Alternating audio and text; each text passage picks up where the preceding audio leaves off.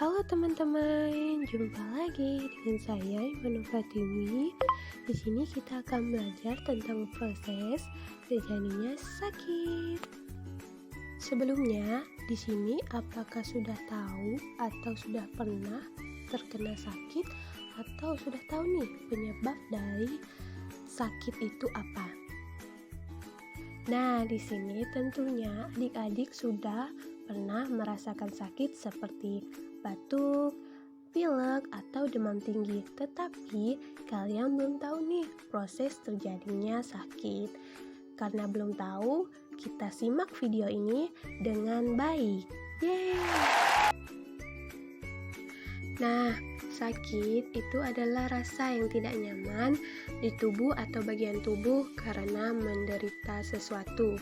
Contohnya itu menderita penyakit demam, sakit perut, pusing-pusing, batuk, pilek, muntah-muntah, dan masih banyak lainnya karena keadaan tubuh kita yang tidak nyaman. Nah, di penyebab sakit itu ada loh perilaku yang kebiasaan yang sering kita lakukan dapat menyebabkan penyakit. Tahu nggak nih adik-adik? Nah, kebiasaan apakah itu? Seperti telat sarapan pagi. Nih adik-adik yang sering malas makan pagi itu dikurangi deh.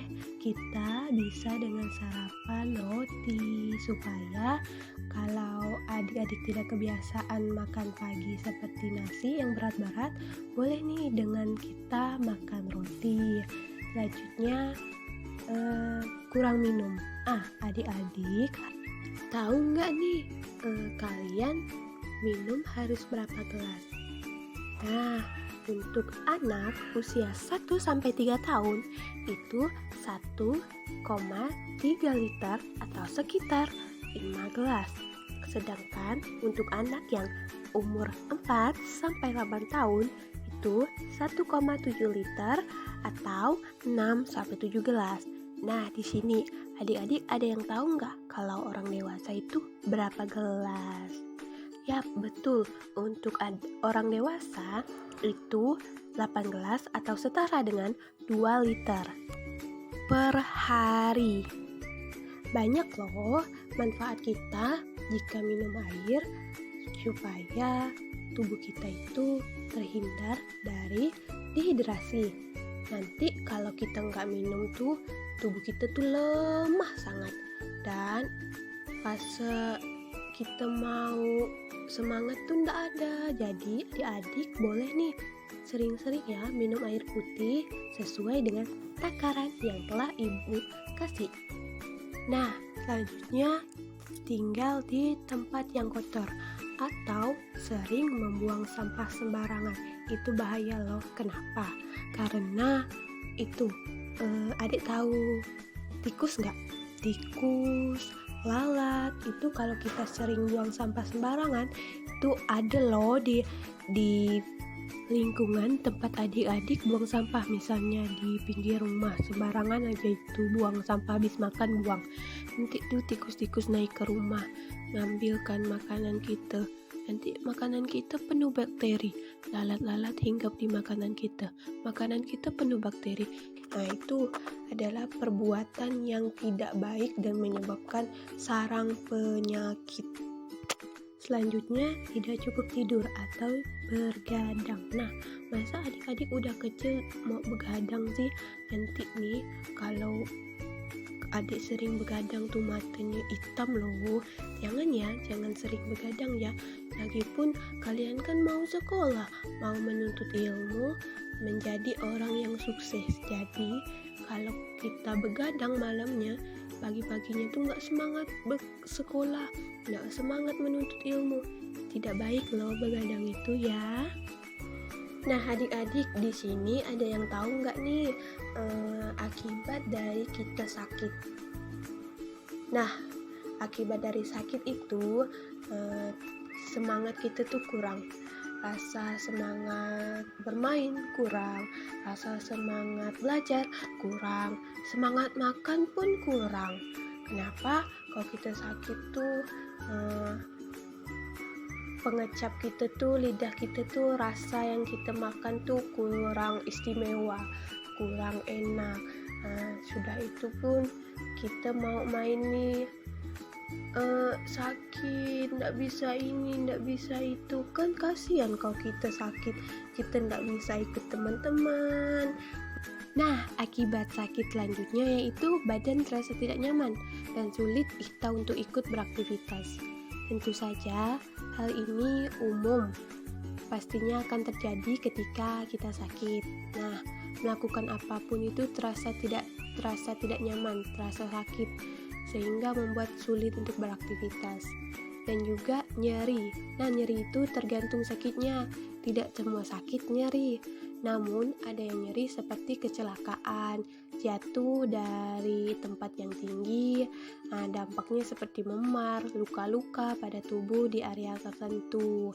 Selanjutnya, mempengaruhi fisik dan mental. Nah, jika kita sakit itu pasti fisik dulu dan lama sembuhnya akan mempengaruhi terhadap mental kita. Jika menghadapi penyakit, maka perlu juga jaga baik-baik kesehatan itu. Selanjutnya, imun tubuh yang menurun. Nah, kalau adik-adik sakit nih, imun tuh menurun loh. Nah, kalau kita sehat, imun kita tuh mampu nih melawan penyakit-penyakit yang jahat datang ke tubuh kita dengan baik. Imun kita tuh melawan dengan baik oleh penyakit-penyakit jahat itu. Nah, penyebab imun melemah itu karena bisa saja virus-virus jahat datang di tubuh kita, terlalu banyak aktivitas dan kelelahan gitu. Nah, adik-adik tahu nggak cara yang dapat kita lakukan supaya kita tidak terkena penyakit jahat atau virus-virus jahat? Nah, caranya tuh kita harus makanan-makanan bergizi, seperti 4 sehat 5 sempurna. Nah, itu kan isinya tuh sayur-sayuran, buah-buahan, susu, dan masih banyak lainnya. Nah, dan juga imunisasi dasar adik-adik harus lengkap supaya untuk melindungi diri dari berbagai penyakit yang berbahaya atau berisiko menyebab kematian loh. Nah, imunisasi juga bisa menjadi cara untuk membentuk kekebalan kelompok atau herd immunity. Hal ini penting untuk mencegah penyebaran penyakit jahat pada orang-orang yang tidak menjalani imunisasi. Jadi, kita yang sudah smart people, kita harus mengikuti nih saran dari pemerintah supaya kita imunisasi lengkap, supaya tubuh kita sehat, bisa melindungi orang-orang yang tidak mau imunisasi, ya. Nah, selanjutnya kita harus konsultasi nih tentang gizi kita sendiri. Tujuannya itu supaya untuk memastikan bahwa adik-adik dapat memanfaatkan semua nutrisi yang ada pada tubuhnya, yang baik untuk menjaga kesehatan tubuh adik-adik. Orang dengan penyakit kronis atau serius juga dapat memperoleh manfaat dari kegiatan ini, yaitu sebagai terapi komplementer.